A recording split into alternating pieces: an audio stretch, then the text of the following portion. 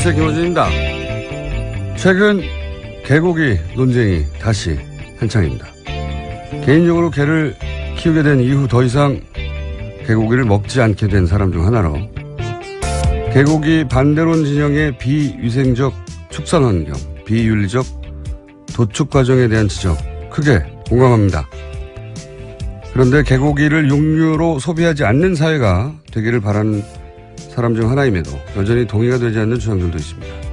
예를 들어서 해외에서 야만적이라 비난한다. 개는 특별해서 애초부터 식용이 아니다.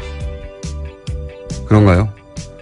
식문화는 그 지역 자연과 환경 하에서 사람이 적응해가면서 오랜 세월 자연스럽게 만들어진 거죠. 더 우월할 것도 더 부끄러울 것도 없는 거 아닙니까? 개는 특별한 동물이 안 된다는 주장을 가만히 따지고 보면 대단히 이기적인 인간 중심의 사고죠. 돼지한테는 물어봤나요? 니네 개보다 덜 귀여운데 인간을 위해서 죽어주는데 불만이 없냐고. 어떤 동물도 인간을 위해 먹히기 위해 태어난 운명 같은 건 없는 거죠. 자연 수명 이전에 인간이 먹겠다고 다른 생명을 죽이는 건 개든 아니든 그 자체로 잔인한 겁니다. 사랑하는 개가 고기가 되는 걸 지켜보기 힘들다는, 그래서 당장 중단시키겠다는 간절함은 100번 이해가 가는데 그런 자신의 사랑이 누군가를 단죄할 근거가 저절로 되는 건 아닙니다. 그래서 특정 식문화를 윤리적 단죄의 대상으로 만들어서 중단시키겠다는 시도를 볼 때마다 저 방식이 과연 옳은가, 그리고 그렇게 해서 해결이 가능하겠는가 묻게 되는 겁니다. 초복의 김호준 생각이었습니다.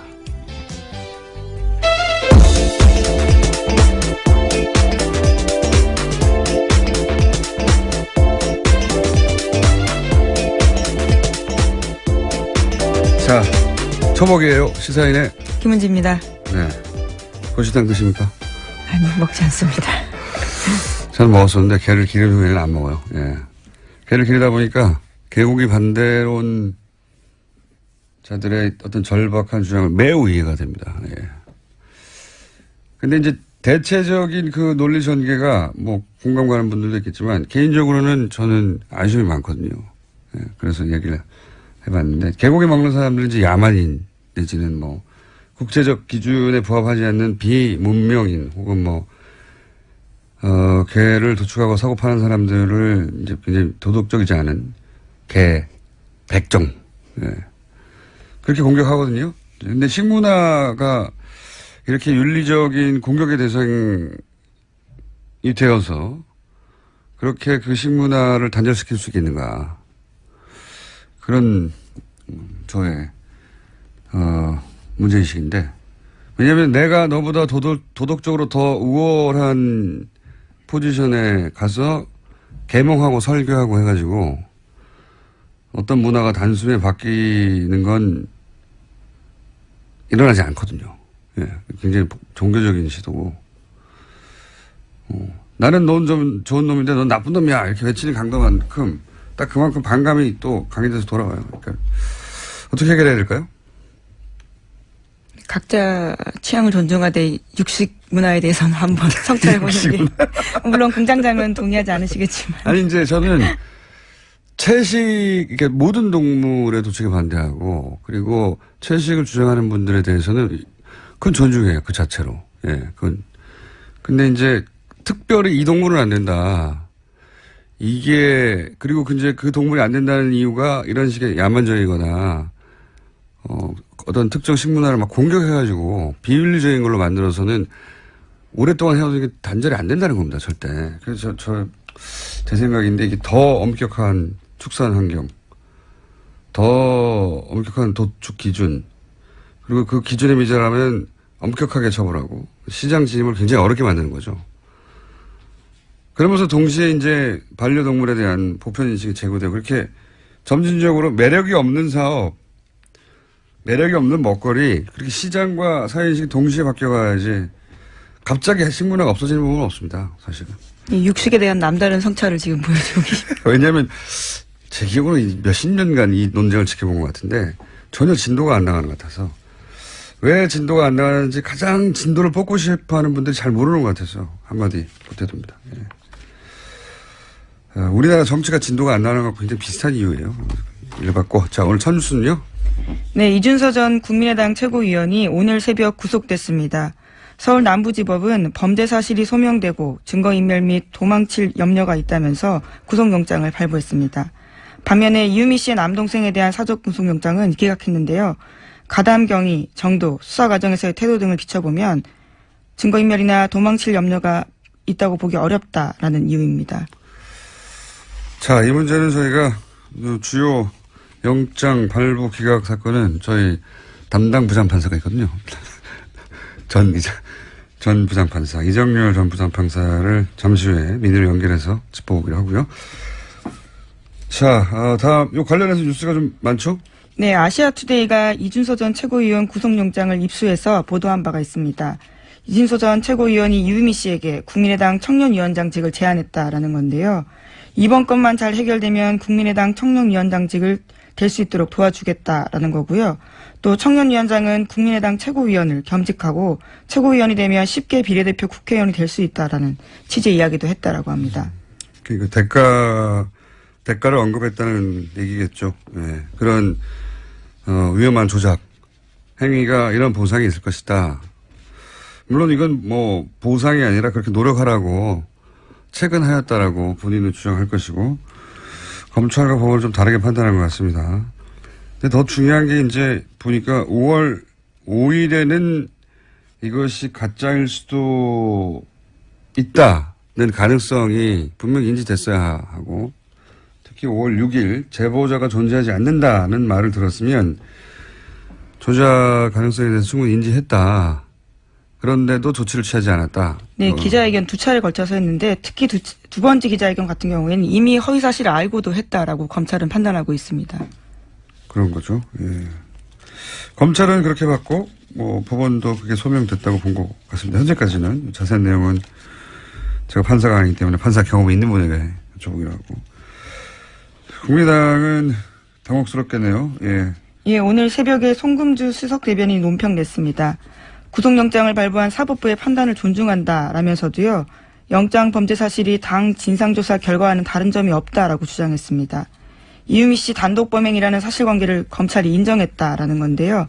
또 추미애 더불어민주당 대표의 수사 가이드라인 제시가 검찰에 영향 미치지 않았는지 의구심이 든다라고 주장했습니다. 다른 점이 없는 게 아니라 다른 점이 굉장히 많은 거죠. 예. 당의 조사 결과는 단독으로 조작을 했고 그 사실관계 자체는 맞습니다. 독립적으로는. 근데 그것이 이준서 최고위원의 어떤 압박, 지시 혹은 계획 하에 하부 구조로 들어가는 거죠. 이렇게 되면 종범에 가까운 구조가 되는 셈이 됩니다. 예. 그리고 알고 나서 특히나 이제 그런 조작의 가능성을 어느 정도 인지한 이후에 어떤 조치를 하였는가 하는 문제가 되니까 조작 그 자체는 혼자 했다. 그건 맞는데 분리된 독립된 변수가 아닌 거죠. 예. 네, 점점 수사가 윗선으로 올라갈 가능성이 커졌습니다.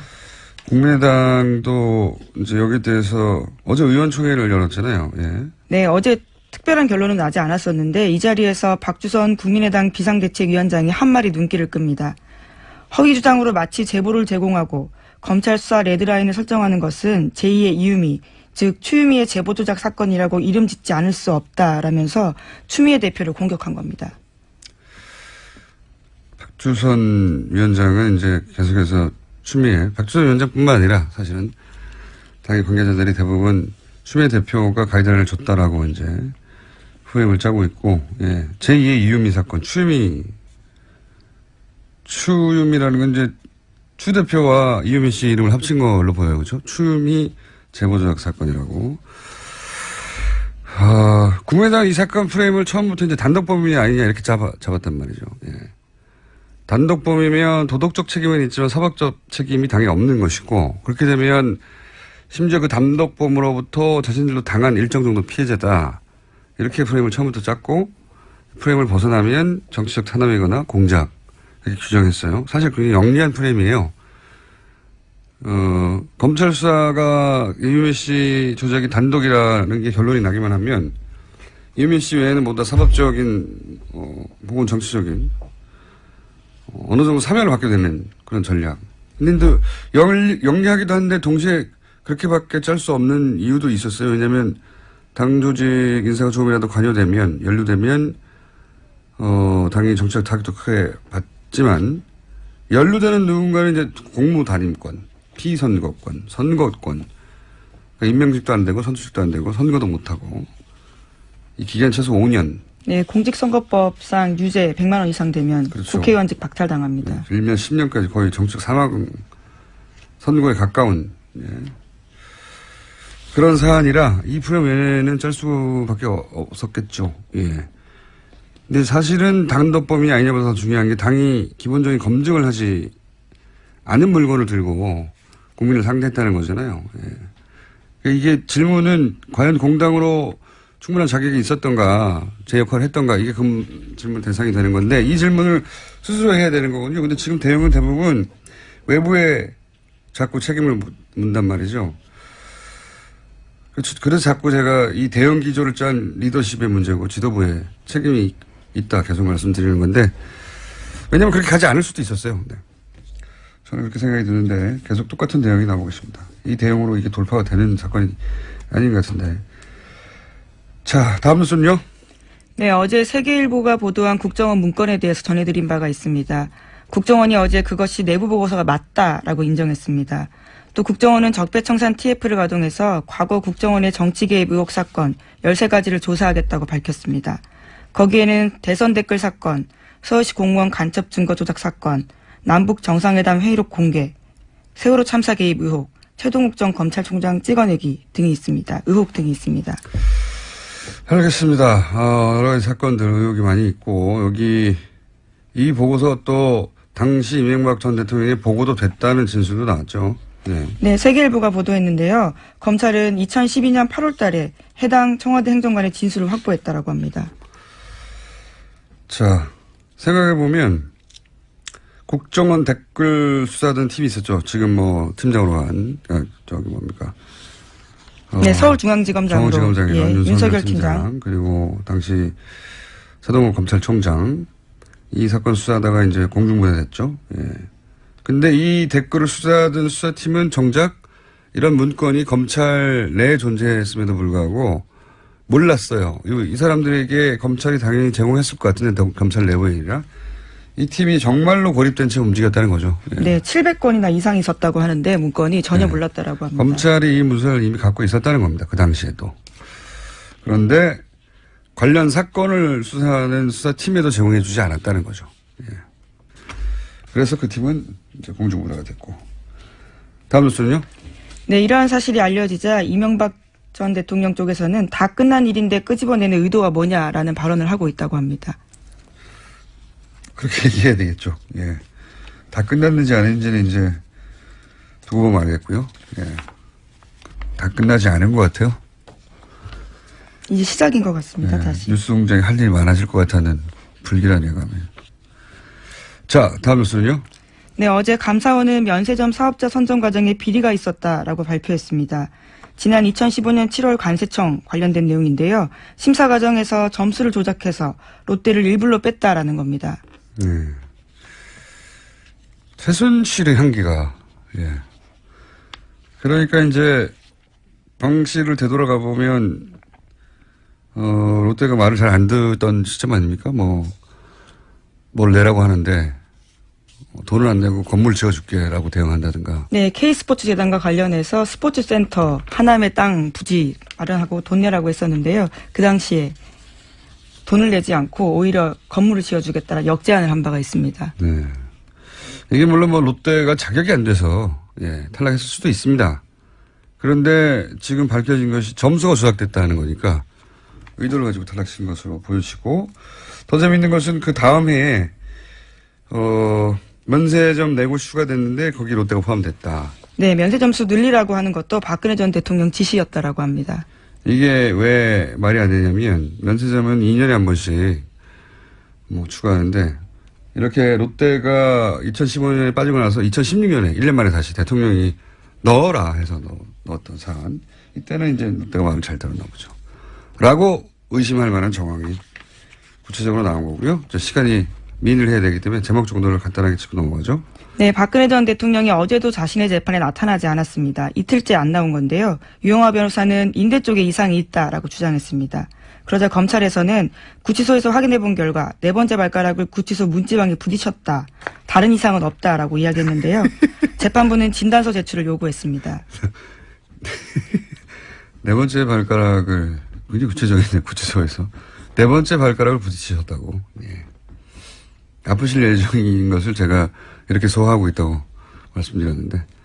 참, 그리고 면세점을 그렇게 심사하는 것은 관세청이 하는 것이고, 저희가 한 달 전쯤에 관세청장 인사 개입 문제 얘기했었고, 충성사항 얘기했었잖아요. 네, 최순실 인사였다라는 네. 거죠. 왜 선호국. 예. 관세청장에 관심이 많았을까? 예, 연결되는 뉴스였습니다. 자, 박근혜 대통령께서는 아프실 계획이 이제 실행에 옮겨진 상태고요. 제목 하나 정도 읽고 오늘 끝내야 될 것 같습니다. 네, 어제 정의당에서 초선의 이정미 의원이 당대표로 선출됐습니다. 알겠습니다. 신민남 대표는 저희가 조만간 모시기로 하고요. 여기까지 해야 되겠습니다. 시사인의 김은지였습니다. 감사합니다. 계속해서 민입니다. 이준서 전 최고위원이 영장 발부가 됐는데 요 사안 좀 짚어보겠습니다. 이정철 전 부산판사 전화 연결됐습니다. 안녕하십니까? 네, 안녕하십니까. 영장 전담 해설 판사님. 이번에 발부된 이유를 간략하게 정리해 주시면요. 일단 영장이 발부될 때는 이 법원에서 특별한 이유를 기재하거나 밝히진 않아요. 그래서 정확하게는 알 수는 없습니다. 그렇군요. 검찰에서 주장하는 걸 그대로 받아들이기 때문에. 오히려 발부됐을 때는 설명이 없군요. 예. 예, 그렇죠. 그래서 보도에서도 보시겠지만 뭐 범죄사실 소명이 있고 도주와 증거인멸의 우려가 있어서 발부했다 이렇게만 나오거든요. 예. 이거는 이제 법을 그대로 옮겨놓은 거라서 큰 의미는 없고요. 예. 오히려 보면은 영장이 기각된 그 이유미 씨 남동생 사건 이유를 보면 좀 추측 가능해 볼 수 있지 않을까 싶은데요. 예, 조금 전에 이제 김은지 기자님께서 전해주셨지만 가담 경위 및 정도 수사 과정에서의 태도 등에 비춰보면 증거인멸이나 도말 염려가 보기 부족하다 이렇게 지금 이유가 기재되어 있다고 합니다. 예. 이제 역으로 보면 가담 경위와 정도가 중하다는 거죠. 그래서 그걸 보면 이제 이준서 씨가 이제 최고위원이라는 지위도 있었고, 그다음에 무엇보다 제일 중요한 것은 허위사실 유포로 당초에 이제 생각했던 목적이 성공하면 이 사람이 어떤 이득을 얻게 되는가. 그러니까 상당히 이제 뭐 정치적으로 내지는 뭐 어떤 권력적으로 좋은 자리, 뭐 힘이 있는 자리에 갈 수 있다는 거죠. 그런데 역으로 보면 이제 이유미 씨 남동생 같은 경우에는 성공해도 이분이 얻을 건 별로 없기 때문에 그래서 뭐 중하다고 보지 않는 것 아닌가 이렇게 해석 가능한데요. 다만 저는 개인적으로는 좀 발부된 게 의외긴 해요. 네, 어떤 면에서 그렇습니까? 이 증거인멸 우려 부분을 보면 지금 보통은 이제 공범자들 사이에 말이 맞춰져 가지고 그래서 증거가 사라진다는 게 증거인멸 우려 부분인데 지금 공범으로 지목된 이유미 씨하고 이준서 씨하고는 진술이 다르잖아요. 그렇죠. 한쪽은 뭐 강에서 시켰다는 거고 한쪽은 단독 범행이라 그러니까 그러면은 이런 경우는 증거인멸의 우려가 별로 없는 경우거든요. 그런데도 이렇게 보면은 증거인멸의 우려가 있다고 본 건 오히려 역으로 이유미 씨와의 공범관계에 관한 사실 이것이 증거인멸의 우려가 있다고 본 게 아니라 이 국민의당 머리 부분 하고 증거인멸을 우려할 우려가 있다고 본 것이 아닌가. 그러니까 지금 검찰이 정확하게 어떻게 이제 영장 발부 사유를 기재했고 구체적으로 그건 잘 모르겠으나 만약에 증거인멸의 우려를 거론했다면 그때 이미 구속된 이유미 씨와가 아니라 아직 구속되거나 혹은 법적 사법적 책임을 묻는 대상이 되고 있지 않는 당내에 그런 사람이 남아 있다고 판단한 거네요. 그렇죠. 밖에 나가면 이분들하고 입을 맞출 수도 있다. 그렇죠. 그래서 그 부분을 또 국민의당 쪽에서 집중적으로 부각을 시켜왔었고 추미애 대표도 머리 자르기라고 아주 적절하게 표현을 하시지 않습니까? 그러니까 그 부분이 오히려 자승자박이 된 거 아닌가 싶은 생각이 들고 만약에 이제 증거인멸 우려가 문제가 안 됐다면, 그러니까 어차피 도주 우려나 증거인멸 우려 둘 중에 하나만 있으면 되는 거니까요. 그럼 도주 우려가 있었다는 건데 이 부분을 보자면은 도주 우려가 있다고 하려면 실형 선고될 정도의 사안이다라고 본 거라는 거거든요. 그렇군요. 이거 아주 중대하게 본 거죠 법원에서. 그리고 수사 과정에서의 태도가 협조적이어서 동생을 구속까지 할 필요가 없다고 한 걸로 보면 네. 전면적으로 부인한 것이 오히려 이제 불리하게 작용했나 봅니다. 그러니까 부인하더라도 어느 정도 합리적이면 법원에서 이제 방어권 보장을 위해서 구속할 사유가 상당성이 부족하다 이렇게 판시를 하는데 부인을 해도 뭐 좀 합리적이지 않게 한 것이 아닌가. 그래서 방어권 보장의 이익보다는 구금하는 것이 훨씬 더 공익적인 이익이 크다라고 재판부에서 판단한 것 같습니다. 그렇군요. 역시 판사님 출신이라 명쾌하게 해설을 해주시는군요. 고맙습니다. 예, 전문 분야인데 이 정도 해주셔야죠. 예, 평생 하셨는데. 그런데 이건 어떻습니까? 만약 이제 이렇게 되면 이제 공범을 찾게 되는 나머지 수사가 그쪽으로 가야 될 것 같지 않습니까? 근데 원칙적으로 예. 그런데 이제 궁금한 것은 만약에 지금 이제 공명선거 추진위원단의 부단장이라든가 또는 네. 거기 계셨던 분들이 직접적인 이제 대상이 될 텐데 그분들도 당연히 전면적으로 부인할 거 아니겠습니까? 그렇죠. 예. 이거를 유지해야 하겠죠. 당연히 전면적으로 부인할 것이고 본인들은 몰랐다라는 조작 사실 전혀 몰랐다라고 주장하실 것이고 그게 사실일 수도 물론 있고요. 뭐 네. 검찰의 수사 결과 아닐 수도 있기도 한데 지금 이렇게 구속된 정도라면 어떻게 전망하십니까? 지금까지 검찰이 내놓은 주장도 언론에 보도된 정도 그리고 파악하신 사안의 정도로 보아 일정 정도 책임을 묻게 되는 인사가 등장하게 될까요? 제 생각으로는 예. 통상적인 이 정치계 사건에서 봤을 때 예. 이준서 씨가 이렇게 되면은 본인이 다 덮었을 가능성이 크지 않을까라는 생각은 듭니다. 그러니까 이 사건이 종결된 이후를 생각을 해보면 예. 이준서 씨 입장에서는 나중에 결국은 사실은 그렇지 않지만 본인이 다 스스로 내가 한 것이다라고 해서 뒤집어쓰고 감으로써 당을 지키고 이제 윗선을 보호했다라고 하는 그런 평가를 받을 수 있으면 나중에라도 어떠한 대가를 얻을 수는 있을 거거든요. 10년인데요, 10년. 이렇게 되면. 그거는 피선거권의 문제지 당직이라든가 다른 부분에 있어서는 전혀 다른 문제니까요. 야, 제가 마지막 질문을 잘못한 것 같습니다. 그 부분은 정치의 영역인데. 예, 그렇죠. 네. 판사님이 전망해서 맞을 리가 없는 보통 보면, 그러니까 예. 저는 이제 그냥 법률적인 어떤 법조계의 이런 관행 같은 것을 보면은, 예. 이게 만약에 이준서 씨에 대한 구속영장 청구가 기각이 됐었다면, 어차피 수사는 할 겁니다. 왜냐면은 이게 보고 라인이라든가, 내지는 알게 된 경위라든가 이런 걸 보면은 공범 관계가 어느 정도까지 확대되는지를 조사를 안 할 수는 없거든요. 다만, 이제 강도의 문제인데, 예. 이준서 씨에 대한 구속영장 청구가 기각이 됐었다면은, 그러면은 바로 위에인 이제 부단장급, 거기는 영장 청구를 당연히 안 하겠죠. 어차피 지금 아랫선에서도 기각이 된 마당이라. 그런데 그렇겠죠. 지금 이렇게 되면은 이제 부단장급에 대한 영장 청구도 검찰에서 좀 고려를 해봐야 되는 상황이 된 게 아닌가. 그러면 정말 어느 정도, 예. 예. 그러니까 어느 정도 이제 법원에서, 그러니까 검찰 입장에선 정권 초기이기 때문에 어떻든 간에 지금 이제 나름대로 판단을 하든 어떻든 정권의 향배 어떤 생각을 의중을 염두에 두지 않을 수가 없는데 그래서 영장 청구도 하긴 해야 될 거거든요. 그런데 어느 선까지 할 것이냐에 대해서는 눈치를 볼 수밖에 없는 상황인데 그걸 빠져나갈 수 있는 그런 길이 법원에서 영장을 기각을 해줘야 되거든요. 그러니까 이 정도까지 이렇게. 그래서 법원에서 영장이 기각이 됐으니까 우리는 더 이상은 이제 영장 청구를 안 하겠다라고 하는 명분이 생겨버리는데 이준서 씨가 지금 영장이 기각이 됐으면 여기서 그냥 끝이었는데 발부돼 버리는 바람에 그 윗선까지도 검찰에서 고려를 해야 되는 상황이 돼버린 거죠. 알겠습니다. 여기까지 듣겠습니다. 감사합니다. 네, 고맙습니다. 지금까지 이정열 전 부장판사였습니다. 노르가즘입니다. 또 어떤 분이 저한테 망측하다고 이렇게 망측하다고 지적한 분도 계십니다. 그분이 이상한 거예요. 정의당 노회찬 원내대표 나오셨습니다. 안녕하십니까. 안녕하십니까. 예. 여기서 무슨 말만 하시면 빵빵 터져가지고 그날 방송이 하루 종일 언론에서 여기저기서 나오고, 예, 밤뉴스까지 다 나옵니다. 오늘은 좀 준비되셨습니까? 뭐, 그럴 때도 있고 안 그럴 때도 있어야죠. 뭐 매일 비가 오면 장마죠, 그게.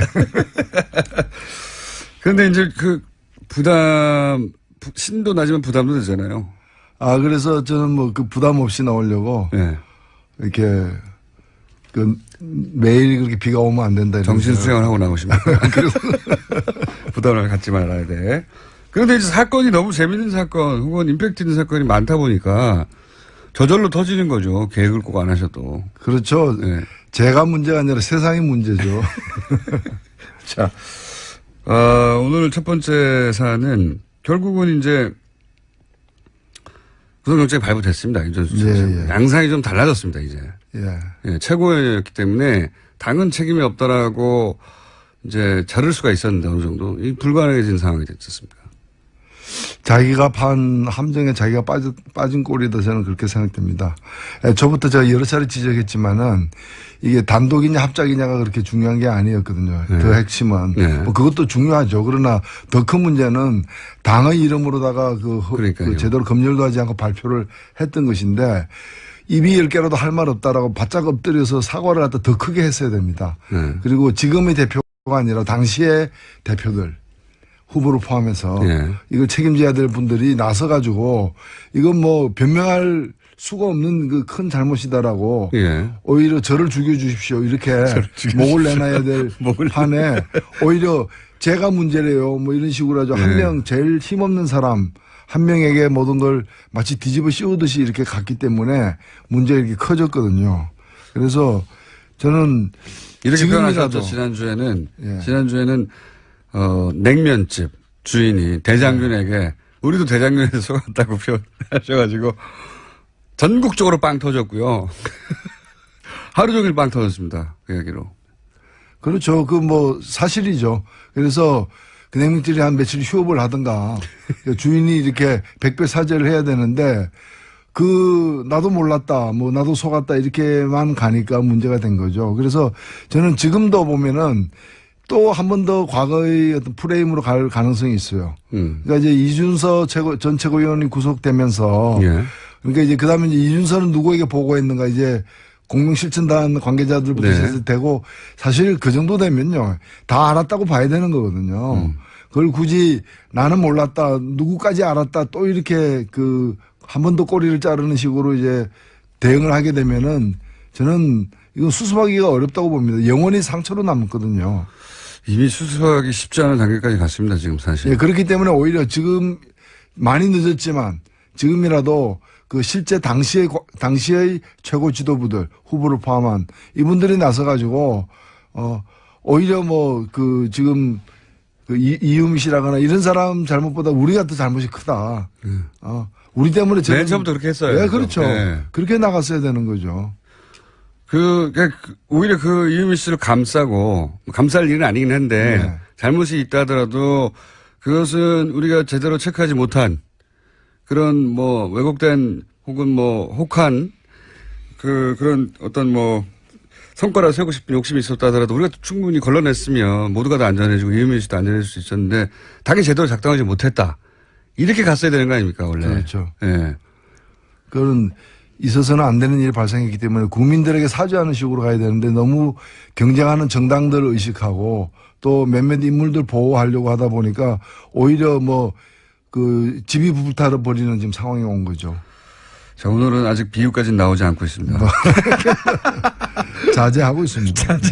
제가 국민의당 최고 지도부 어떤 한 분을 만났는데 오랜만에 만나자마자 그냥 대장균 이러더라고요. 대장균.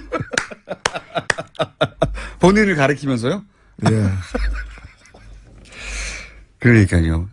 이 여의도에 계신 분들은 그 표현을 다 들었겠죠. 모든 방송에서 다 나왔으니까요. 8시 뉴스에도 나오고 9시 뉴스에도 나오고 하루 종일 정편에서 나오고요. 네. 이건 어떻게 보십니까? 추미애 대표가 그 시점 직전에 그러니까 검찰의 영장 청구 직전에 이건 미필적 고의라고 봐야 되는 거 아니냐. 근데 미필적 고의라고 하는 본인이 판사니까 그런 법률 용어를 쓰기도 했겠지만 검찰이 적용할 수 있는 게 그런 혐의이다 보니 이거 지시한 거다, 가이드라인을 제시했다. 지금도 사실 그렇게 얘기하고 있어요. 네.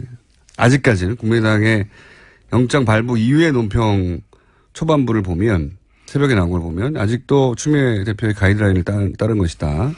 근데 그 추미애 대표의 발언을 국민당 입장에서는 좀 아픈 발언이고 이렇게 썩 이렇게 환영할 발언은 아니겠죠. 당연히 그렇겠죠. 예, 그러나 그걸 검찰에게 가이드라인을 제시한 거다라고 얘기한다면 그러면 이유미 단독 범인이라고 주장한 자신들의 입장도 또 다른 가이드라인을 제시한 거죠. 맞습니다. 예. 네. 그래서 누구나 다 그런 가이드라인 제시한 게 되기 때문에 자기 의견만 말하기만 하면 예. 그리고 무엇보다 저는 좀 더 이 문제가 되는 거는 뭔가 하면은 그 특검하자는 주장이 있잖아요. 예. 아니 그러면 이 사태가 이유미 건이 없었으면은 재수사를 하자는 얘기를 안 했을 거 아니에요. 지역 비리 의혹이 있는지 없는지를. 예. 근데 이게 발생하니까 그걸 덮으려고 물타기 하려고 한 거잖아요. 누가 봐도 그렇게 보이는데. 그러니까요. 그 주장을 뻔뻔스럽게 계속 한다는 것 자체가 저는 그 정치가 삼류를 벗어나지 못하는 그걸 스스로 자인하는 꼴이라고 이렇게 봅니다. 국민의당의 최근에 대응 자체가 워낙 이제 코너에 몰려서도 그렇겠지만 우리의 잘못이 뭐 3이 있다면 그것을 부풀리거나 혹은 악의적으로 더 퍼뜨리거나 또는 그렇게 만들어낸 바깥에 누군가가 있다. 7이. 이 방식으로 계속 대응하고 있단 말이죠. 이현주 의원도 그 발언을 사과를 하지만 이게 사실은 사적 대화에 불과했는데 SBS를 규탄한다. 꼭 이렇게 뒤에 큰 토가 달려요. 이 대응 방식 계속 근데 그게 반복되는데. 상식적으로 국민의 눈으로 납득이 되면 괜찮은데 전혀 납득될 수 없는 거죠. 예를 들면은 조금 전에도 이제 그 특검하자는 주장은 말이죠. 너 소매치기가 이제 돈을 훔쳤어. 네. 그 소매치기를 이제 잡아가지고 이 사람이 제 돈을 훔쳤어요. 이러니까 소매치기 하는 말이 그 돈은 어디서 났는지 조사해 봅시다. 뭐 이런 거잖아. 그 돈은 정당하게 번 돈인지. 그 지갑에 있는 당신의 그 돈은. 아니, 자기가 소매치기 했으면 그걸로 벌 받아야지. 당신 돈은 정당하게 번 돈인지 그것도 함께 조사합시다. 특검을 합시다. 그것도 특검으로. 그렇지. 경찰서는 안 되겠는데. 안 되지. 이건 특검에 가야 될 건입니다. 뭐 이렇게 얘기하는 거고. 특검에 안 가려면 둘 다 그냥 풀어주세요. 그러니까. 그런 거지. 이게 되게 순간적으로 나오죠, 이게. 안철수, 이런 와중에 아주 재밌는 해프닝이지만, 안철수 전 대표가 속초 맛집에서 발견되는 바람에, 이게 또 크게 화제가 됐습니다. 요즘은 정말 숨을 수가 없어요. 그렇죠. 그럼 그거야 그게 타달 지역경제 활성화. 지역경제 활성화. 지방경제 활성화를 위해서 노력하고 있는 거죠. 저도 탓할 생각은 없죠. 그렇다고 집 안에서 가만히 있어야 됩니까? 근데 재밌는 것은, 안철수 전 대표는 누구도 어딘지 모르는 것처럼 이야기가 되어 왔는데 그냥 일반인들이 손쉽게 이렇게 밥집에서 발견했다는 게 전 재밌습니다. 그렇죠. 식사를 하셔야 되니까. 예. IT의 문제죠. IT의 문제죠.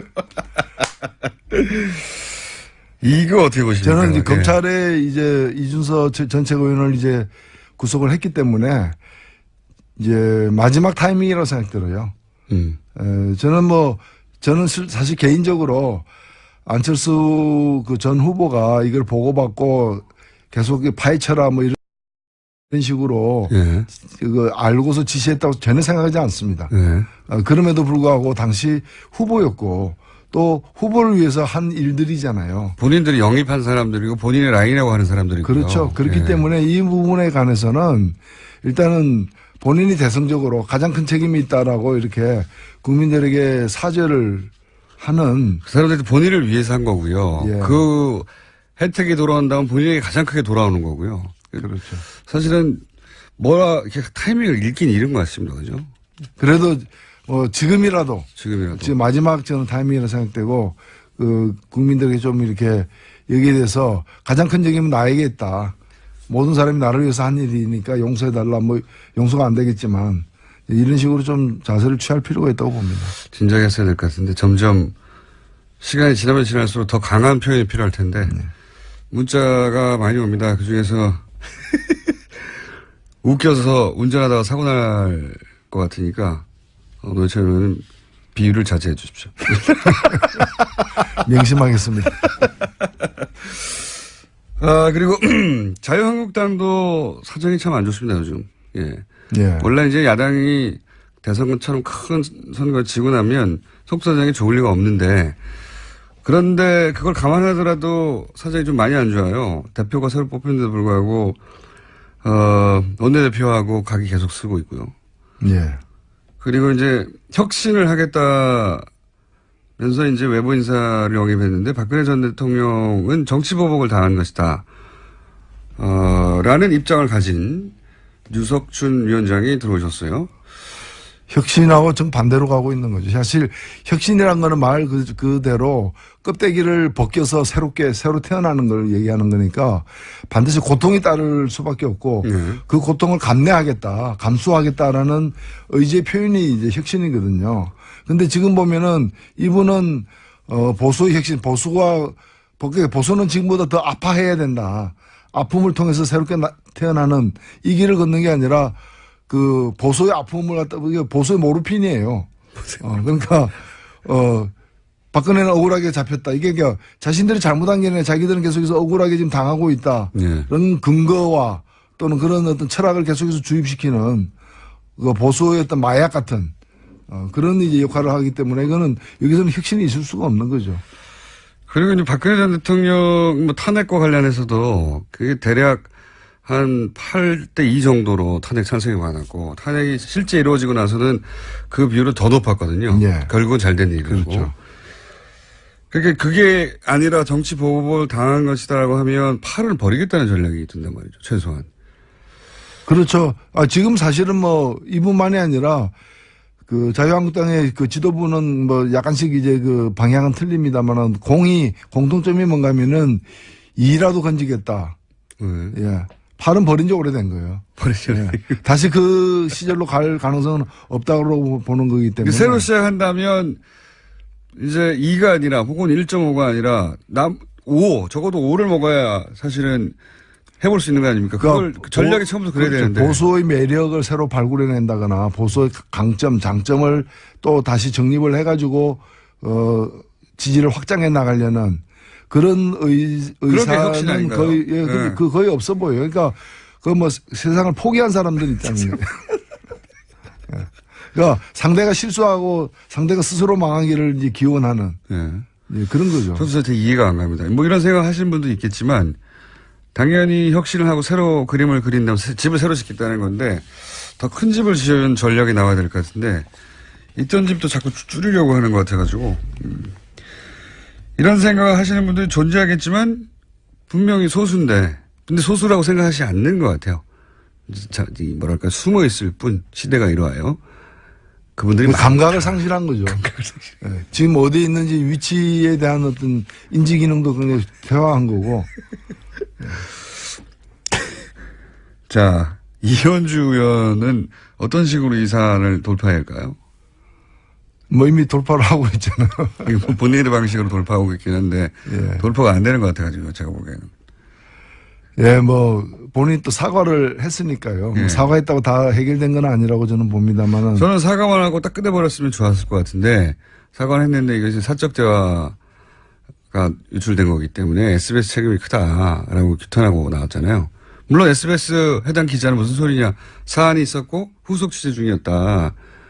국회의원과 기자가 특정 정치 사안에 대해서 후속 취재를 하는데 그게 어떻게 사적 대화냐. 사적 전화로 이루어진 일이긴 하나. 지금 맨 마지막에 사적 전화라는 첨언은 제가 하는 것이고 그 앞부분은 그 항변이거든요. SBS 기자의. 그래서 거기서 뭐 공과 사를 구분하는 것도 저는 어색하고요. 어색하고 도둑질하다가 들켰으면 들켰지 사적으로 야간 작업하는데 왜 문제냐 뭐 그게 개인이 했다고 해서 다 사적인가요? 국회의원은 잠잘 때도 공인인데 그렇잖아요. 목욕탕 가도 공인이에요. 목욕탕 가도 공인. 국회의원이 목욕탕 가면 국회의원이기 때문에 더 쳐다보겠습니다. 겪지 않으셨나요 그런 일은? 예, 뭐 탕 안에 있는데 어떤 분이 전 누굽니다 이래가지고 벌떡 일어나가지고 악수를 청해가지고 참 곤란했던 적도 있긴 있죠 뭐. 근데 저는 이 문제는요, 사실은 한 개인의 어떤 일탈이나 실수라기보다는 이 노동에 대해서, 노동의 가치에 대해서, 또 직업에 대해서, 또 그런 어떤 여성, 남성 뭐 이런 어떤 성적 역할에 관해서 이번 발언과 같은 그런 편견을 또 잘못된 생각을 갖고 있는 국회의원이 더 많은 게 아닌가. 한 명이 아닐 거다. 저는 한 100명은 된다고 봐요. 3분의 1은 되는, 그게 우리 정치가 불신받는 가장 큰 이유라고 생각됩니다. 거기서 이제 정의당이 빛나는 것이고요. 예. 정의당 광고 한번 나갔습니다, 지금 방금. 지금 이제 임시국회도 계속 공전 중인데, 요 상황은 어떻게 보십니까? 어떻게 돌파해야 됩니까?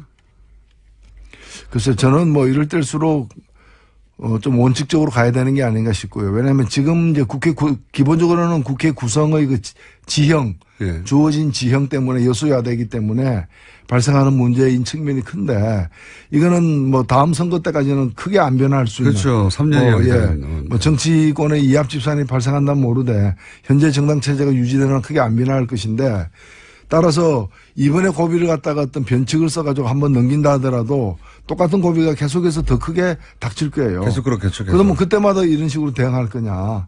뭐 그런 점에서 오히려 결국 심판은 국민이 내리는 것이고 원칙대로 가야 되는 게 아닌가. 국회의 동의를 반드시 얻어야 되는 인사 문제와 관련해 가지고는 저는 동의를 얻도록 최대한 노력을 해야 된다고 보고, 국회의 어떤 검열은 거치되 국무위원처럼 예. 장관 청문회처럼 검열은 거치되 결국에는 이제 인사권자가 이제 그 책임을 지고서 인사를 해야 되는 거는 소신대로 저는 해야 된다고 보고요. 그래서 저는 이번에 국방부 장관이나 노동부 장관 같은 경우에 정의당은 다소 부정적인 견해를 냈어요. 특히 노동부 장관에는 매우 부정적인 견해를 냈고요. 근데 저희들 입장은 뭔가 하면 그런 걸 갖다가 심사보고서에 반영하자는 거예요. 어차피 국회가 할 일은 심사보고서에다가 그 자기 견해를 갖다가 표시하는 거니까. 근데 심사보고서도 채택하지 않는 거는 제가 볼 때는 뭐 전면적인 보이콧 공부 안 했다고 저 시험 안 보는 거하고 똑같은 거거든요. 그래서 심사보고서에다가 이 사람은 안 되겠다, 이 사람은 이게 문제다, 이 사람은 이게 더 소명이 필요하다, 이런 걸 적시해가지고 대통령에게 보내는 거고, 대통령은 그걸 보고 그다음부터 정치적 책임을 보내지는 그렇죠. 거죠. 어떤 선택을 하든 정치적 책임을 대통령이 지는 거거든요. 그렇게 해서 그게 야당의 전 도리라고 보는데, 지금 야당들은 뭔가면은 우리가 이렇게 상처받고 지금 집도 무너지고 폭격당해가지고 이제 불우한 처지에 놓여 있으니까 당신도 상처를 좀 받아라. 장관 뭐 10명 중에 3명은 당신 뜻대로 안 되는 그런 이제 좀 스타일 구기는 걸 당신도 당해라. 그러니까 혼자 잘 나가면 되냐 이거죠. 그렇죠. 바로 나는 불우이웃인데 당신은 왜 멀쩡한 양복 입고 이렇게 구김살 하나 없이 이렇게 서 있느냐. 하나 없이. 좀 넘어지고 흙도 묻혀라 이제 이 얘기죠. 그러니까요. 근데 저는 그 요구에 그걸 온몸에 바로 껴안으려고 하는 거죠. 그걸 갖다가 뭐 야당하고 타협 없이 그냥 독조하는 이미지가 아니라 당당하게 이해를 구할 건 구하고 선택할 건 선택하고 책임질 건 책임지는 식으로 가는 게, 그래서 최종적으로는 국민이 판단하게 하는 게 맞다고 봅니다. 국민이 판단하게 하려고 해도 보고서가 뭐가 와야지 그 다음에 결정이 될 텐데. 근데 심사보고서는 뭐 없어도 할 수 있죠. 없어도 할 수 있죠. 그거는 기일 내에 안 낸 쪽이 문제가 되는 거죠. 그러니까 지금 뭐 야당, 정의당을 제외한다고 할게요. 그러면 정의당을 제외하고 야당의 기본 전략은 어쨌든 절대적 반대에도 불구하고 독재적으로 그 여당의 표현에 의하면 사안들을 인기 좀 좋다고 해서 막 밀어붙인다, 이런 이미지를 만들어내기 위해서 참 노력하고 있는 거죠. 예. 그게 성공적일지는 잘 모르겠습니다만은 하여튼 전략은 그러한 걸로 보여집니다. 자, 한 가지만 더 여쭤보겠습니다. 2분밖에 안 남았기 때문에. 세계일보가 국정원 개입 문건, 많이, 내놨어요. 이명박 대통령도 이제 여기에 대해서 왜 다 끝난 사건을 지금 끄집어내느냐, 이런 얘기도 나오고 있고. 이거 어떻게 전망하십니까? 역사의 끝이 없죠. 그건 아니 우리가 저 과거의 친일 문제, 과거사 청산 문제, 그 70년, 80년 전 일도 다 들춰내 가지고 그렇죠. 단죄를 하지 않습니까? 이거는 뭐 가장 최근의 일이죠. 그리고 뭐 아는 사람들이 기억하고 있는 일이고, 저는 국정원이 지금 잘 하고 있다고 봐요. 국정원이 정말 크게 이렇게 요란스럽지 않게 자기 할 일을 갖다가 이렇게 공론화 시켜가지고 그 내에서도 논의를 통해 가지고 무엇이 조사돼야 되는가에 대해서 내부적 공감대를 갖다 구축하면서 일단은 그 아젠다를 갖다 설정을 하고 그걸 이제 나름대로 계획을 가지고 추진하는, 그리고 저는 어찌 보면 국정원에게 주어진 마지막 기회다라고도 보여집니다. 국정원이 타의에 의해서, 외부의 칼에 의해서가 아니라 스스로의 노력에 의해서 이런 어찌 보면 국가의 위해를 가했던 일들 아닙니까? 그렇죠. 예. 맞습니다. 이제 그 일들을 갖다가 스스로 이렇게 참여의 심정으로다가 해내는, 저는 이런 일들이 국정원만이 아니라 검찰도 해야 돼요, 사실은. 법무부 검찰도 스스로 해야 되고, 특히 대법원도 스스로 해야 될 일들이에요. 법원, 예. 법원은 정말 누구도 건드리지 않는 영역이거든요. 최근에 들어서는. 정치권도 꼭 사법부의 판단은 존중한다고 표현해버려요. 최종적인 판단이. 근데 법원도 어느 정도 견제나 비판이나 혹은 뭐 기록이나 관심이 필요한 것 같다는 생각을 최근에 많이 합니다. 그렇죠. 모든 이 정치적 비리의 최종 결제하는 시스템에는 법원이 들어가 있는 거죠. 법원의 결제 없이 마무리되지는 않으니까요. 알겠습니다. 오늘 여기까지 하겠습니다. 지금까지 비유의 달인 정의당의 노회찬 원내대표였습니다. 감사합니다. 네, 감사합니다. 다음 주에 뵙겠습니다. 목요일인데 수요일로 옮겼습니다. 왜냐하면 두 분이 출장이 많았습니다. 네. 쓸데없이. 더불어민주당의 안민석 의원님 나오셨습니다. 안녕하십니까? 네, 수도권 내리사선 안민석 의원입니다. 이거 초반에 걸로 돌아가셨네요. 네.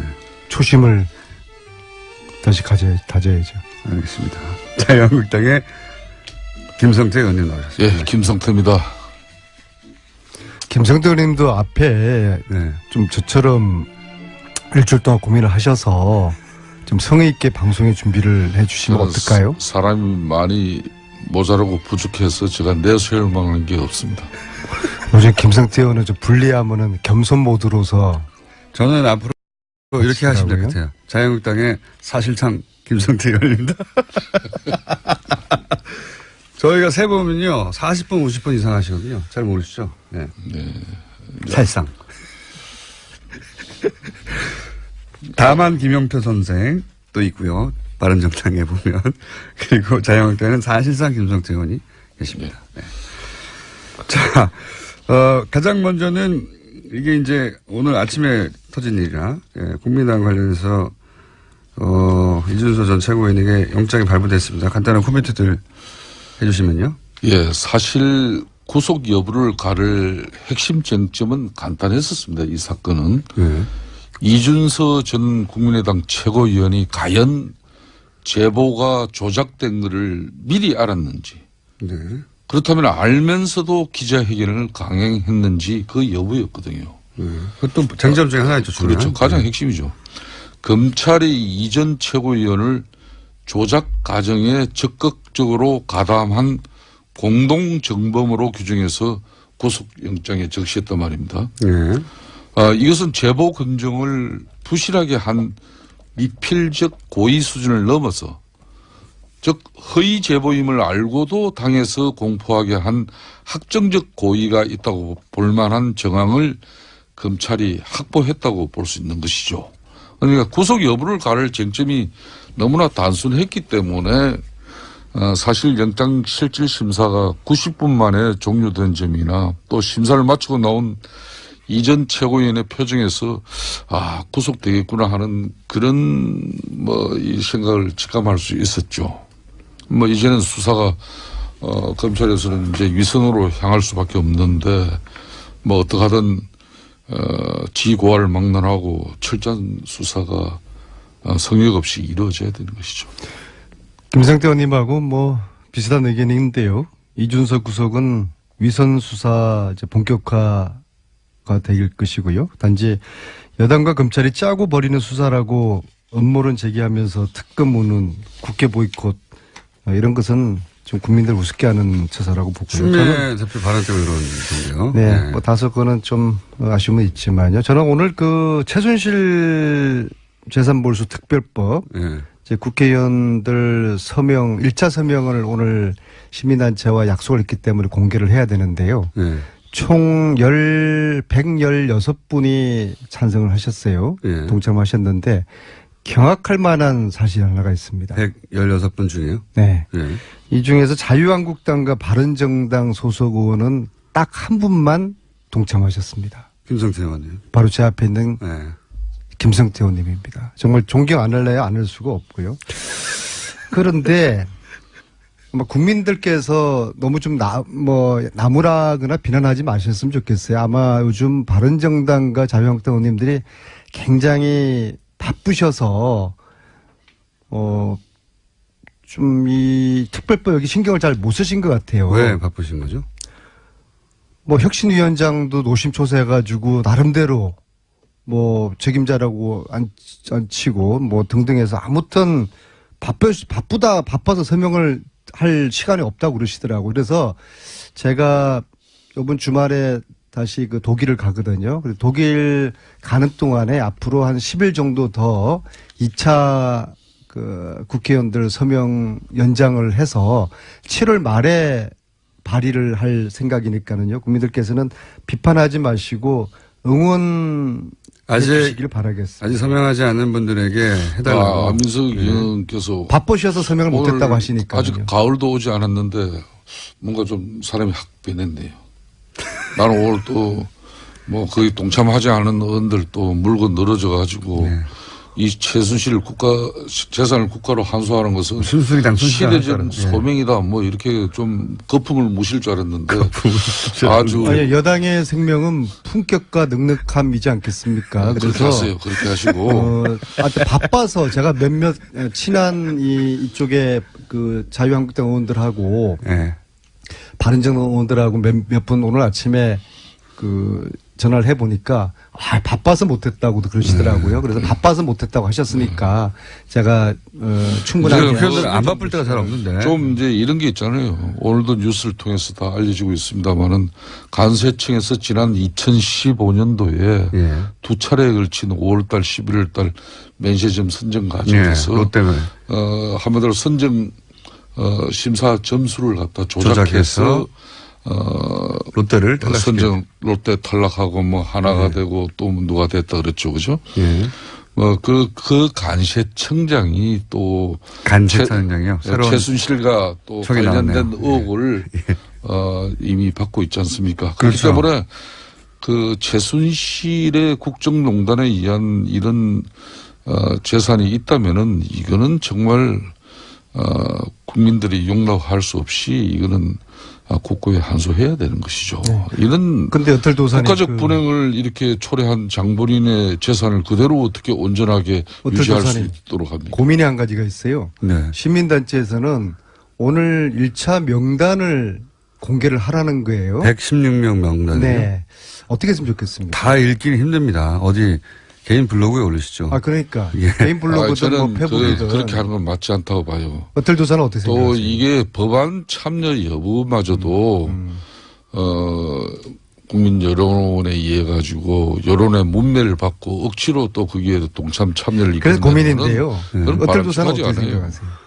아니 어떤 특정 법안을 찬성하지 않는 건 국회의원으로서 고유 권한이고 대한민국 국회의원은 한 사람 한 사람이 헌법기관이에요. 좀 이야기할 안민석 의원 저 특별법에 본인이 판단이 서지 않으면 안 하는 거예요. 그걸 가지고 탓할 필요는 없어요. 저는 지금 어틀도사께 제가 정중하게 고민이 돼서 여쭙으니까. 일반 국민의 입장에서는 특정 정치인이 특정 법안을 찬성하는지 반대하는지 알고 싶죠. 그럼 공개할까요? 그래서는 당연히 일반 국민들은 공개하기를 원하는데 국회의원들은 이제 내가 특정한 법안에 찬성하고 반대하는 걸 밝히고 싶지 않은 부분도 있을 수 있죠. 그래서 어떻게 하라고요? 공개하라고요. 저는 그렇게 생각하는데. 고민돼. 김성태 의원님은 이제 공개 반대. 우리 어떨조사는 공개 반대하는 이유는 이해가 가는데 이해가. 저는 개인적으로 저 법안이 꼭 성안이 되기를 바라는 사람 중에 한 사람인데 혹시 공개해서 오히려 더 그러기 위해서는 저게 여차 잘못해서 정쟁으로 흐르고 또 정치적인 의도가 있게 이렇게 비춰지면은 될 법도 안 된단 말이에요. 그래서 순수한 심기를 불편하게 만들지 말라고 하는 전략적으로 접근하라고 하는 이제 조언이신 것 같아요. 근데 이제 국회의원들이 문제가 국회의원들을 보면서 서로가 정치하는 거예요. 우리는 역사와 국민들을 향해서 정치를 해야 되는데 아무튼 제가 고민하겠습니다. 여당 의원으로서의 어떤 품격과 넉넉함을 유지하려고. 제가 보기에는 안민석 의원께서 오늘 아침에 지난번 문재인 잠을 많이 주무신 것 같아요. 미국 순방 이렇게 동행하고 난 이후에 확실히 달라졌어요. 저의 인생은 전용기 타기 전과 후로 나눠질 것 같습니다. 그러니까 진작에 전용기 하나 일찍 좀 태웠으면 안민석 의원의 인생도 또 정치관도 전용기 타 보셨어요? 못 탔습니다. 못 탔습니다. 국회의원 중에는 예. 299명 국회의원 중에는 전용기를 타본 의원과 타보지 않은 의원으로 나눕니다. 제가 딱 이 한 말씀만 드리겠습니다. 대통령 전용기 탄 국회의원 치고 잘된 국회의원 별로 없습니다. 그런데 안민석 의원은 그럴 사람이 아니라고 저는 보고 있습니다. 전용기 번호가 공군 1호인 줄 아시죠? 전용기 번호가 몇 아니, 번인지 3번인가 아세요? 그럴 거예요. 아닙니다. 30번인가? 저렇게 띄엄띄엄 세상을 아시니까 만 1호예요. 만 1호. 비행기에 붙어 있는 남바가 왜 만이 앞에 만 붙는 1호예요. 왜 만이? 저도 그냥 1호일 줄 알았는데 만 네. 1호더라고요. 10001. 그러니까 왜 그러냐고요. 그건 제가 다시 한번 이유도 확인해서 모르시면서 말씀드리겠습니다. 강조를 하시면 어떡합니까? 아, 만 1호구나. 네. 이유가 뭐다. 이렇게 말씀하실 수 있어야 그 다시 한번 제가 그걸 주제로 하도록 거론하셔야 되는데 그냥 만 1호입니다 해놓고 이유는 모르시면은 저희랑 다를 바가 없지 않습니까? 이것만 아는 것만 하더라도 대단한 거죠. 타고 났더니 뭐가 바뀌던가요? 아니 뭐 제가 세상을 바라보는 그러니까요. 세상의 색깔이 바뀌고요. 왜 바뀌냐 이거죠. 그리고 제 왜? 스스로가 예. 전용까지 이제 뭔가 탔는데, 예. 정말 이 진정한 정치인의 그 반열 또 이제 더 이상 주류가 아니다. 제가 입으로는 항상 비주류라고 하지만 네. 정말 몸은 네. 주류의 핵심에 지금 가 있구나. 그래서 역사와 국민들에게 무거운 책임감 느끼면서 말 한마디 한마디 진중하게 여당원으로서 책임감 있는 정치를 해야 되겠다. 그리고 국회의원들 바라보고 정치 절대로 안 하겠다. 국민들을 향해서 정치하겠다. 그러면은 공개하셔야 되죠. 국회의원들 개개인은 불편할 수도 있습니다. 저걸 압박하는 거구나. 그래서 이제 김성태 의원님이 우려하시는 거죠. 오늘 아마 뉴스 공장 끝나면 지금 한번 댓글도 올라오잖아요. 그래서 네. 제가 한번 쭉 여론을 일반 보고서 국민들 좀- 입장에서 알고 싶어요. 당연히. 그러니까 촛불민심과 최순실 국정농단의 가장 큰 수혜자는 역시 문재인 대통령입니다. 그 수혜가 발생할 수 있게끔 가장 큰 1등 공신의 역할을 한 사람이 안민석 의원이고 저 안민석 의원은 지금 대통령 전용기에서 호사를 누리는 그런 안민석 의원이 아니라 이 권력은 언제든지 독선으로 흐를 수밖에 없습니다. 그 독선을 가장 견제하고 또 직원을 아끼지 않아야 될 의원이 안민석 의원이에요. 세상에 역사적으로 두 분이 이 독선 권력에 오늘 짜고 들어오신 80%의 지지를 준 그런 사례가 있었습니까? 그러니까 지금 대통령 한 명 바뀌었을 뿐인데 국민들은 많은 변화를 체감하고 있지 않습니까? 그렇지만은 유독 인사 문제에 관해서만은 왜 과거 정권과 똑같은 그런 행보를 이렇게 하시는지 그건 납득이 안 돼요.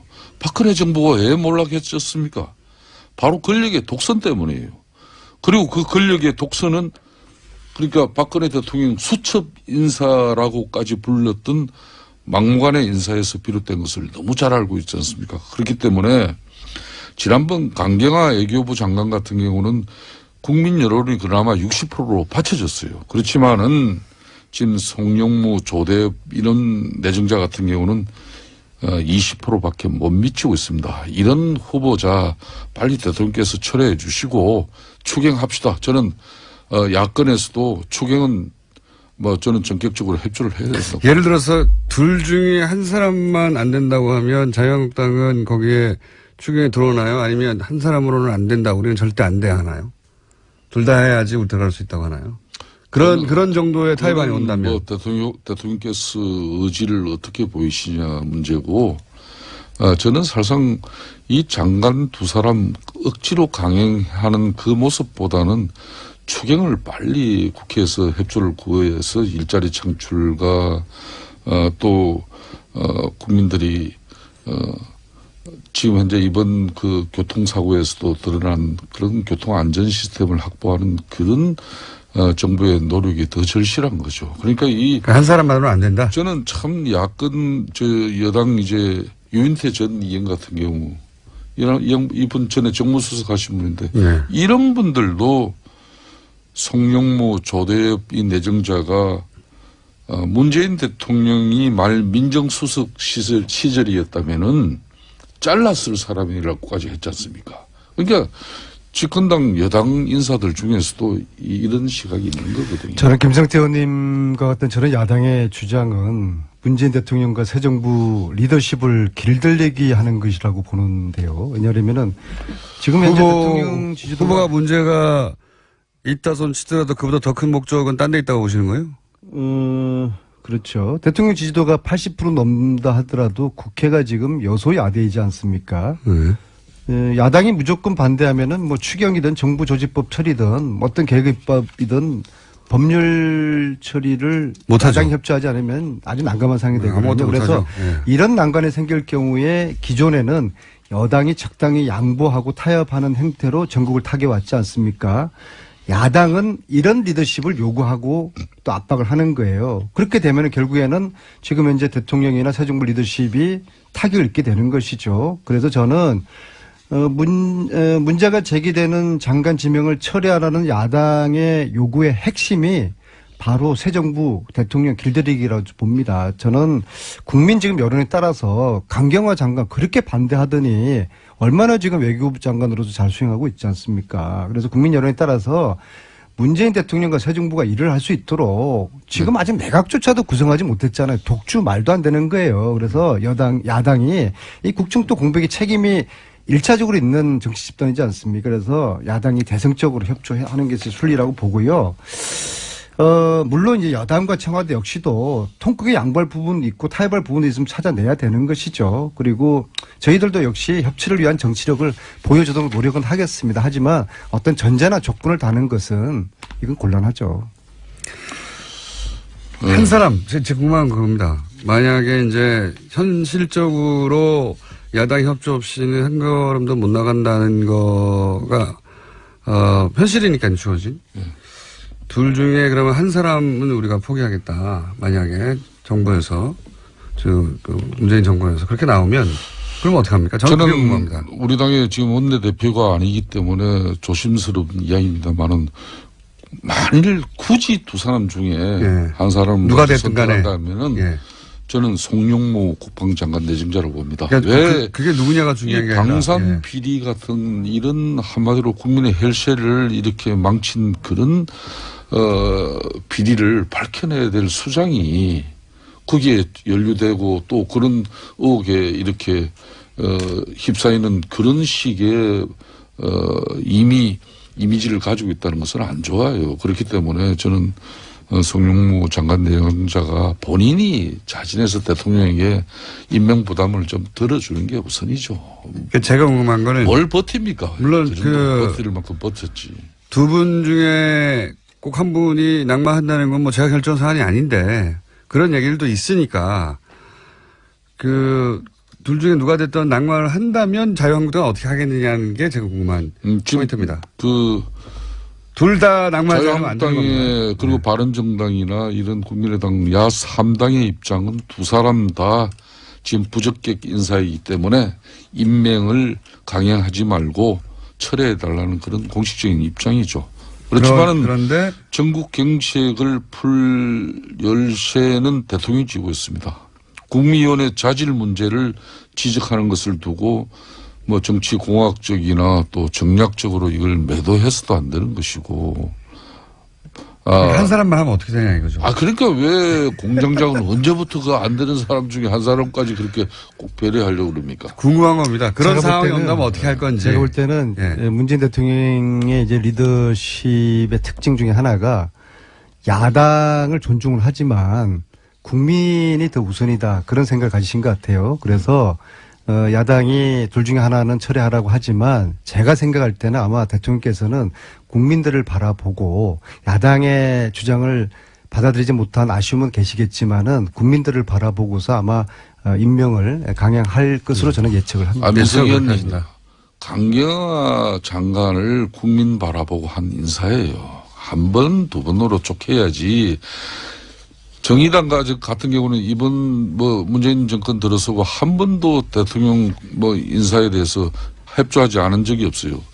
100% 협조했죠. 그런 정의당조차도 이번 인사에는 반대 목소리를 분명히 내고 있는데 만일 이번에도 그걸 강행한다면은 문재인 대통령 국정 운영에 여러 가지 부담이 될 겁니다. 저는 왜 그런가 하면은 문재인 대통령이 역대 유례 없는 지금 현재 지지율 고공 행진을 이어가는 데는 딱 두 가지 요인이에요. 첫째 하나는 이전 대통령에게 볼 수 없었던 소통 행보입니다. 또 하나는 건의를 내려놓은 그런 소탈한 모습이에요. 근데 이번 G20 애교도 북핵 문제와 관련해서 상당히 국제사회 공조를 강화하는 그런 여러 가지 애교 성과를 내고 또 미국 순방도 상당히 순조롭게 해냈지 않습니까? 우리 안민석 의원께서는 본인이 순방을 같이 했기 때문에 문재인 대통령이 미국 순방이 성공적으로 이루어졌다고 아주 평가를 대단하게 하시는 분입니다. 뭐 그렇지만 그걸 저는 굳이 부정하지는 않아요. 그렇듯이 이번에 이 장관 임명 부분은 빨리 판단하시고 추경으로 넘어가야 됩니다. 이 추경을 만일 야권이 협조를 못 해가지고 이 추경도 이제 7월달 안 하면은요. 8월 휴가 여름 시즌 지나고 9월 정기국회 들어가면 내년도 예산으로 가야지 이 추경은 의미 없는 거예요.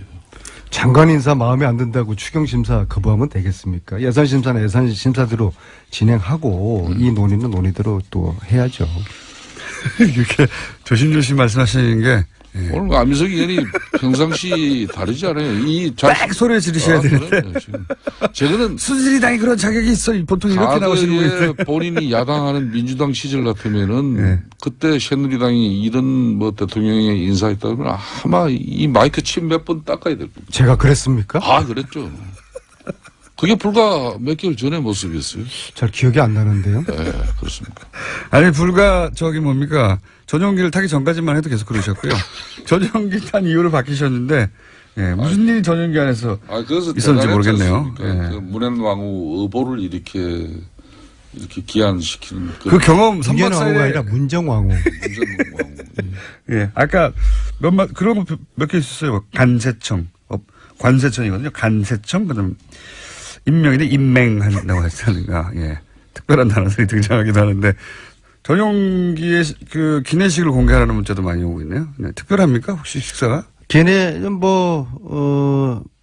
이런 순간을 대비해서 제가 사진을 몇 가트 찍어 왔어요. 또 기내에서 좀 15시간 잠 못 자고 푸시시한 우리 강경화 장관의 그 모습도 제가 네. 찍어뒀고요. 몰래 찍으신 건 아니죠? 그런 푸시된 모습. 그 국가보안 아닙니까? 그거 찍은 건 아마 강경화 장관이 모르실 겁니다. 제가 바로 앞자리에 계셨거든요. 그래서 제가 몰래 딱 하나 찍어놨는데요. 네. 우리 뭐 국민들이 원하시면 저희들은 국민들이 원하면 원한 대로 뭐 오픈하라면 공개하라면 공개하고 장관님의 그렇게 하겠습니다. 준비되지 않는 모습을 막 공개하시면 안 되죠. 특히나 여성 장관님의. 그러다가는 제가 보기에는 안민석 의원님이 전용기를 다시는 못 하실 수도 있고요. 제가 댓글을 나중에 한번 보고서 예. 그 기대에 부응하는 행위를 취하겠습니다. 사진 공개는 자제하시는 게 제가 미리 말씀드리지만. 그러면 사진 공개는 안 하고 아마 음식들이 궁금할 거예요. 이건 좀 다릅니까? 네. 네. 뭘 드셨길래 이렇게 확 달라지셨는지 궁금해하는 사람들이 많아서. 나중에 페북을 기대하십시오. 자유한국당은 그래도 유석춘 교수님이 임명되면서도 또 자유한국당 인사 문제에 이제 지적하셨는데 자유한국당 내부도 만만치는 않습니다. 지금 홍준표 대표와 정우택 원내대표 갈등이 있죠. 이분이요. 예. 뉴라이트계 대표적인 그러니까 그 전에 인사이지 않습니까? 그 전에 이거부터 홍준표 대표하고 정우택 원내대표는 왜 이렇게 아직까지 뭐 그걸 갈등이라고까지 보기는 좀 그렇습니다. 갈등 있지 않습니까? 네. 대한민국 헌정사의 여당이고 야당이고 네. 당 대표와 원내 대표 간에 상당히 원만하고 매끄러운 이렇게 관계는 쉽지 않아요. 더군다나 되자마자 그렇지 뭐 되자마자 그렇게 따진다면은 예. 지금 정우택 원내대표가 그렇게 뭐 아직까지 우리 정우택 원내대표도 성과를 있는 분인데 뭐 본격적인 그런 입장까지는 아닌 것 같아요. 그래요? 이 정도면 덜 싸운 겁니까? 뭐 서로 영역은 잘 유지하자는 정도지 네. 아직까지 본격적으로 싸우는 모습은 아닙니다. 언론이 보도되는 거 안 그 보고 전혀 아니에요. 그 정도는 그러니까 아니다. 국회 원내 교섭의 사령탑으로서 원내대표의 역할은 본인이 충실하겠다는 것이고, 또 홍준표 당대표는 뭐 좋게. 당대표로서 또 역할 존중하는 것이고. 그렇게 마사지를 해주시는 것 같은데. 네. 영어 썼어요, 마사지. 예, 마사지. 잘 안 되는 것 같긴 하고요. 유석순 교수님은 어떻게 생각하십니까? 이 핵심이라는 것도 결국은 국민 지지 회복이라는 결실을 맺어야 의미가 있는 것입니다. 이제 바꿀 거 다 바꾸고 개혁하겠다고 아무리 우리가 발버둥 쳐봤자 국민들께서 알아주지 않으면 무슨 소용이 있겠습니까? 대통령이 탄핵되고 또 그 입장을 옹호했던 자유한국당이 지난 대선에서 심판을 벌써 받았는데 같은 입장을 고수하도 못해 오히려 더 우클릭하는 행보를 보인다면은 국민의 지지를 회복하기 저는 힘들다는 것은 너무나 당연하다고 생각합니다. 제가 마무리를 한다면은 지난 대선에서 취했던 거구 스탠스, 좀 지층을 급작스럽게 좀 더 끌어모으기 위한 그런 노력은 상당히 강했습니다만은 그런 노력들이 되려 예연 확장에는 실패한 그런 성적표를 받아들였던 그런 가오가 우리가 있습니다. 그런 가오가 결코 되풀이 돼서는 안 된다는 그런. 유석순 교수의 혁신위원장으로서의 발언이 극우적이라고 보시는 겁니까? 다만 당의 혁신위원회가 아직까지 공식적으로 구성되지는 않았고 유석춘 위원장이 일과 또 결과로 이걸 보여드리겠다고 이렇게 천명한 만큼 저도 좀 더 지켜보고 입장을 가지고자 합니다. 김생태 의원님이 좀 애들로 표현하셨는데요. 유석춘 교수는 뉴라이트계의 대표적인 인사이고요. 탄핵 전국에서 태극기 시위대를 의병이라고 취했거든요. 의병. 예. 제가 볼 때는 또 다른 홍준표고요. 단지 이분이 통계를 잘하는 교수예요. 그래서 홍 대표보다는 논리적일 겁니다. 그럼에도 불구하고 합리적 보수와는 역행하는 혁신위원장이고요. 과연 유석춘으로 보수 혁신이 가능하겠느냐. 거기에 대한 좀 의문점이 있습니다. 어제 유석춘 발언은 사실상 탄핵 불복, 대선 불복이지 않습니까? 탄핵의 정치 보복이라고. 이건 완전히 거의 위험한 발언이죠. 국민의 요구로 국회가 합법적인 절차와 헌법재판소의 법리적 판단으로 결정된 탄핵에 대해서 불복을 하는 이 혁신위원장의 발언. 그래서 결국에는 극우 보수 혁신위원장으로는 보수 재건 아마 어려울 것 같고요. 결국엔 박근혜, 박정희 시대로 회귀하자는 것이고, 제가 우려스러운 것은 이런 혁신위원장이 들어와서 최순실 재산 몰수하자는 특별법, 이거 참 어렵겠다. 그런 우려가 듭니다. 당내에서도 지금 김성태 의원님처럼 실질적으로 우려하는 지금 말씀을 하셨고. 그런 분들이 많습니까? 네. 의원님? 김성태 의원님처럼, 지금 혁신위원장으로 혁신이 되는 게 아니라 거꾸로 극으로 지탄받게 돼서 더, 입지가 줄어든다, 당이. 이렇게 생각하시는 분들이 당내에 있어요?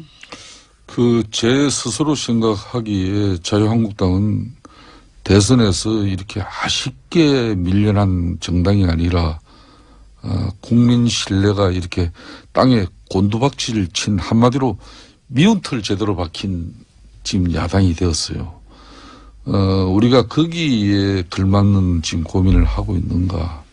또 그런 진정성을 담은 혁신에 대한 의지가 있는가. 이런 걸 이제 고민하고 우리 혁신위원회가 구성되고 거기에서 또 좋은 결과물이 도래돼서 정말 성역 없이 어느 누구도 예외 없이 이 뼈를 깎는 고통을 다 같이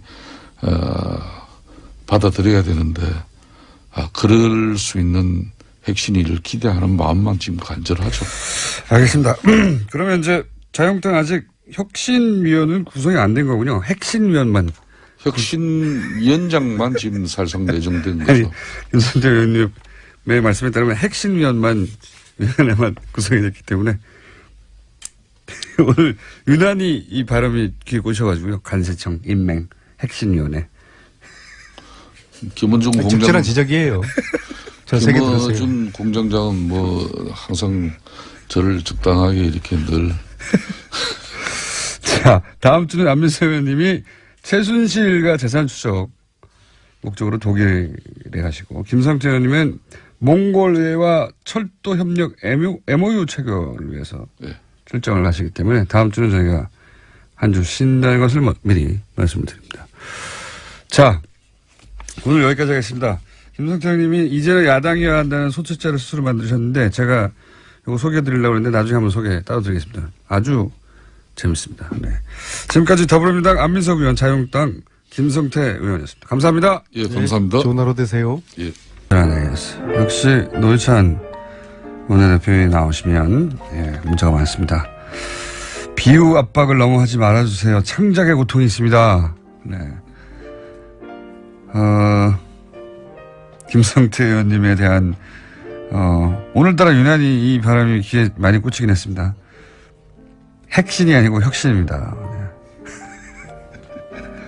간세청이 아니라 관세청입니다. 이런 문자 많이 왔습니다. 경상도 분들이 원래 복모음은 발음이 잘 안 됩니다. 예. 자, 테스트 해봅니다. 뉴스공장으로 이 문자 갔나요? 안 가르쳐 주죠. 어떤 강아지를 키우나요?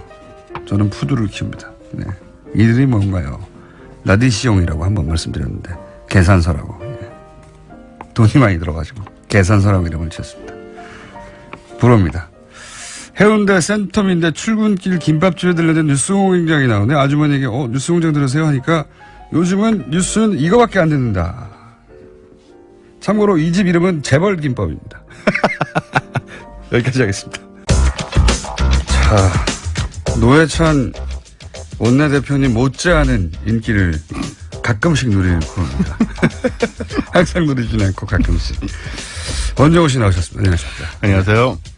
자, 오늘 주제 뭡니까? 예, 공장장님 선거 사범 되셨더라고요? 국정원이요. 국정원 문건 네. 등장하는 예. 강력히 처벌해야 한다고. 이 자식을 없애버려야 한다는 식으로 적혀 있더군요. 그래서 그거 보고 저도 꽂혀가지고요. 예. 이번에 그 이야기와 그 이야기와 함께 보수의 아바타를 만들자는 주장이 있었죠. 그런 저희도 한번 브리핑에서 다뤘는데 네. 보수 파워 블로거를 만들자는 아니고 보수의 아바타를 만들자. 그러니까요. 예. 파워 아바타. 예. 그것도 파워 아바타. 그냥 아바타도 아니에요. 굉장히 낯선 개념이고요. 아니요. 파워 있는 어떤 주체를 만들어서 협력을 얻자가 아니라 아바타를 네. 파워 있게 만들어줘서 우리 말을 잘 듣는 그런 파워 아바타를 만들자. 예, 그래서 이제 완전 새로운 컨셉이죠. 네, 그래서 이게 과연 의미 있는 과학적으로 맞는 개념이며 접근인지 제가 좀 알아보려고 합니다. 네, 그래요?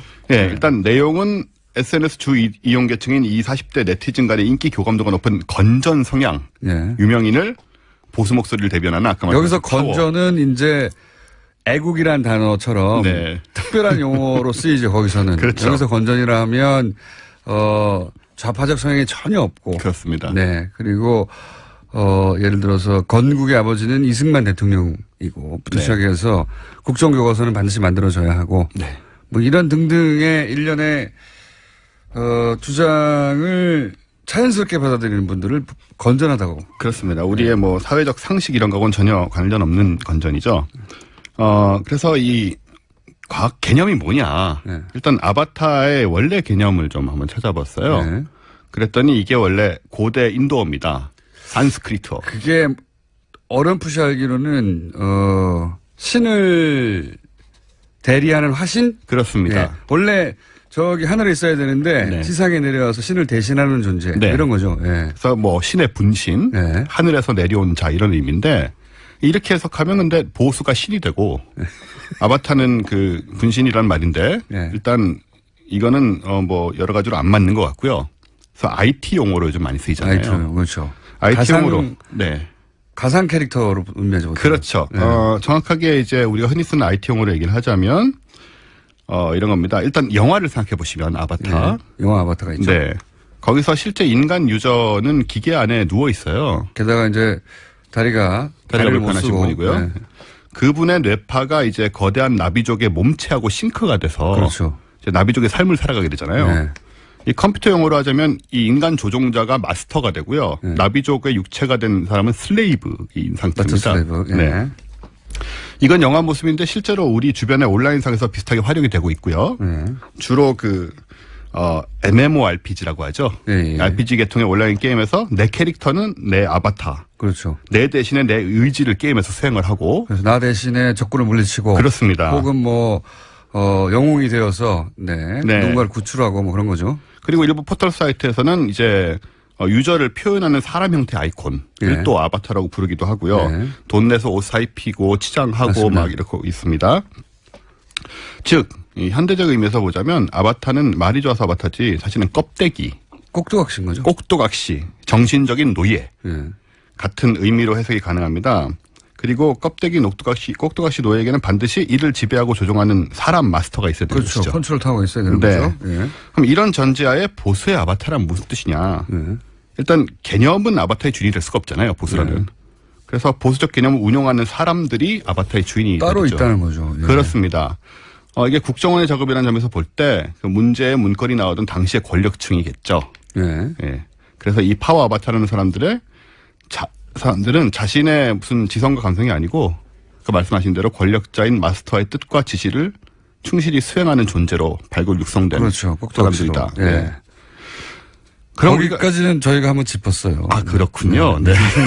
브리핑에서 간단히 짚었는데. 네. 여기서, 반발자국이라도 더 들어왔을 것 같아서 좀 기대하는 중입니다. 네. 그 조언을 드리려고요. 예. 그럼 보수의 아바타가 국정원의 뜻대로 성공하려면 어떻게 해야 될까? 어떻게 해야 되냐. 예. 일단 아바타의 마스터인 이 지도층 보수 인사들이 네. 아바타를 굴릴 정도로 똑똑하고 능력이 있어야 됩니다.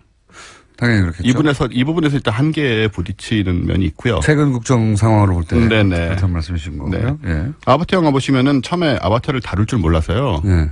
뛰어다니다 막 넘어지고 부딪히고 그렇죠. 하는 장면이 예. 나오거든요. 이래서는 아바타 아까 나왔던 그 원하는 목표를 달성할 수 없게 되기 때문에 예. 일단 마스터가 굉장히 똑똑해야 되고요. 그리고 아바타를 다루려면 굉장히 구체적인 명령어들을 입력을 해줘야 되는 거거든요. 예. 그렇죠. 예. 예. 잘해라가 아니라. 그게 아닙니다. 예. 구체적으로. 예.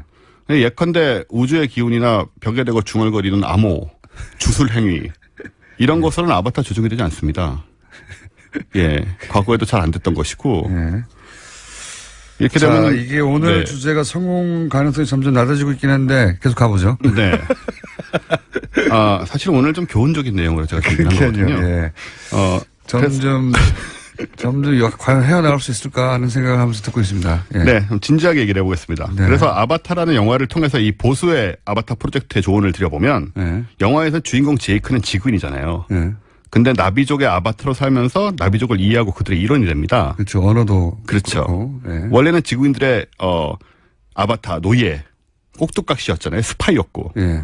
근데 힘과 무력을 갖추고 나비족과 판도라 행성을 지배하려는 지구인들의 부도덕함을 깨닫게 되고 예. 그래서 나비족의 입장에 서서 승리를 하게 돼요. 예. 그리고 완전히 일체가 되죠. 네, 원래 아바타 껍데기에 불과했던 그렇습니다. 그 신체와 정신이 일체가 돼서 네. 나바족이 돼버리죠. 네. 실제. 예. 그래서 결국은 이제 나비족의 영웅이 되고 예. 나비족이 승리하고 원래 나비족 스스로의 삶을 계속 유지하게 되는 거잖아요. 예. 그래서 제가 보기에는 진짜 보수란 건 이런 걸 하는 것 같아요. 어떤 거요? 그러니까 윤리의식, 명예심, 예. 공동체에 대한 기여, 예. 희생. 그럼으로써 그 공동체가 가진 기존의 장점들을 잘 보존하고 예. 그렇죠. 계승시키는 것이 보수다. 예. 우리나라에는 이런 보수가 극히 드물지 않습니까? 전 세계적으로도 드물기도 합니다. 네. 예. 그럼으로써 결국은 이제 자신의 신념을 지키면서 세상의 변화에도 대처해 나가는 것이 좀 보수라고 생각을 해요. 예. 그래서 보수의 아바타를 굳이 만들고 성공을 시키겠다면 예. 보수 마스터분들이 예. 일단 우리 제이크 와 같은 예. 그런 진정한 좀 보수의 마인드를 먼저 배워라. 오늘은 이제 과학이 아니고 네. 굉장히 계몽적이고 네. 예, 진지하고 네. 거의 오늘 주제의 성공 가능성은 약 3% 이내로 지금 점점 예, 어제 제가 잠을 못 자고 그래서 그 문자도 원종호 씨를 누가 좀 구해주세요 이런 문자가 많이 오고 있고요. 네, 저도 어쩌다 한번 좀 이런 얘기를 하고 싶었어요. CPR 의사가 필요하다 이런 문자도 오고 있네요. 그 매주 코미디 하는 거 정말 엄청난 스트레스거든요. 이것도 제가 보기에는 쉽지는 않습니다. 네. 이렇게 한순간도 웃음의 포인트를 주지 않는 건 쉽지 않거든요. 보통 웬만하면 제가 찾아내서 웃기게 만드는데 이야 쉽지 않는 일을 해내셨네요 오늘. 아, 제가 완전히 실패한 건가요? 아니 아바타에 대한 과학적인 접근으로 실제 아바타가 이렇게 만들어지고 있다든가 이런 것도 중간중간에 껴넣을 수도 있었을 것 같은데. 아, 그런 얘기요? 예. 네, 지금 할까요? 자, 신진철 씨가 이런 문자를 보냈습니다. 망했어요. 빨리 누가 좀 구해주세요. 아, 저기 죄송한데 그 위에 있는 거 안 읽어주세요? 원종호 씨 실물을 봤는데 파마하고 수염을 기르시면 공장장 아바타도 가능할 것 같습니다. 이런 문자도 오고 있고. 그만큼 이 방송을 안 듣고 딴 생각들을 지금 하고 있다는 겁니다. 문자를 보내시는 분들이 무슨 얘기인가. 아바타 같은 소리네. 이렇게. 교훈도 제대로 전해주셔야지 교훈이 감동적으로 전해지지 않는 상황이 되고 있다. 교훈도 없어요. 어떡하죠? 방송 사고인데요, 이건? 할 수 없죠. 자, 그럼 이걸로 아바타로 결국 이제 마무리를 해보자면 애초에 아바타를 만들겠다는 전략 자체가 저는 굉장히 국정원적이라고 봅니다.